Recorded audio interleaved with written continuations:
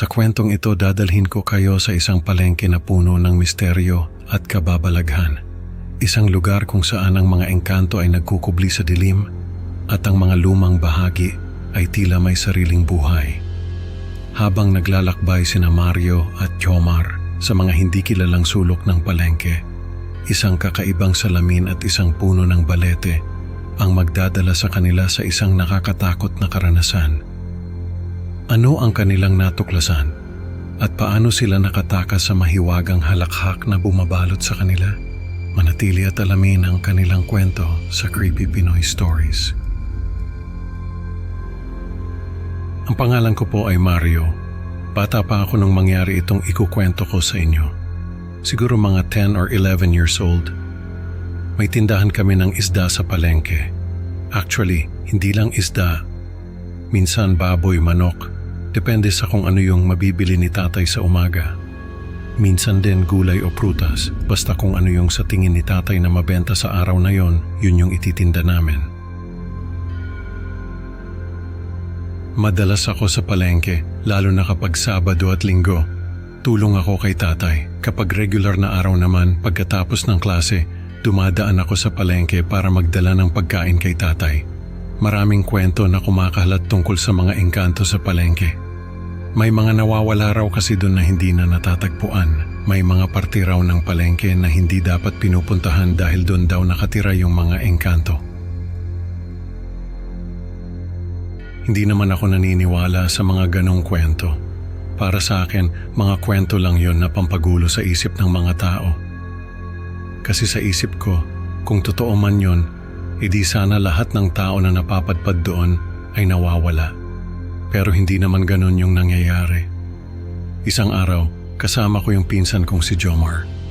Nagpunta kami sa palengke, tulong sana kay tatay, kaso maaga pa lang, ubos na yung paninda niya. Nilibot namin yung palengke, yung mga parte na hindi namin madalas pinupuntahan, yung mga lumang parte na halos wala ng tao. May nakita kaming isang lumang salamin na parang luma na talaga. Si Jomar nag-joke pa, sabi niya, baka raw enchanted mirror yon. Kasi parang may kakaiba talaga sa salamin, parang may sarili siyang mundo. Tapos nung tumabi siya sa akin, hindi nga lumabas yung reflection niya. Ako lang yung nakita ko sa salamin. Pero hindi namin pinansin yon. Sabi ko baka sira lang talaga yung salamin. Naglakad pa kami ni Jomar. Nakarating kami sa isang madilim na eskinita na parang hindi na dinadaanan ng tao. Amoy namin yung mga bulaklak na parang nasa simbahan, pero may halong amoy ng lupa at lumang kahoy. Yung tipong parang may nagmamasid sa amin sa dilim. Tapos sa dulo ng eskinita, may isang lumang puno ng balete na parang bantay ng lugar. Sa ilalim noon, may mga alay na parang may nag-aalay pa rin kahit wala ng tao. Sabi ko kay Jomar, umalis na kami. Kasi baka may magalit na engkanto sa amin, lumabas kami sa eskinita. Pero paglabas namin, nagulat kami kasi nasa puno ulit kami. Nagtinginan kami ni Jomar, tapos lumabas ulit. Pero paulit-ulit lang, na bumabalik kami sa puno ng balete, doon na ako kinabahan. Sabi ko kay Jomar, tumakbo na kami palabas pero bago pa kami makatakbo, narinig namin yung halakhak.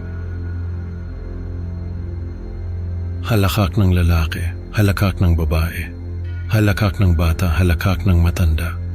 Yung tipong halakhak na parang nasa paligid lang namin, pero hindi namin makita kung saan galing. Nakakakilabot talaga. Tumakbo kami palabas ni Jomar. Hindi na namin inisip kung saan kami dadaan. Basta tumakbo lang kami ng tumakbo hanggang sa makalabas kami sa palengke. Paglabas namin, umaga na. Napagalitan pa kami kasi hindi raw kami nagpaalam.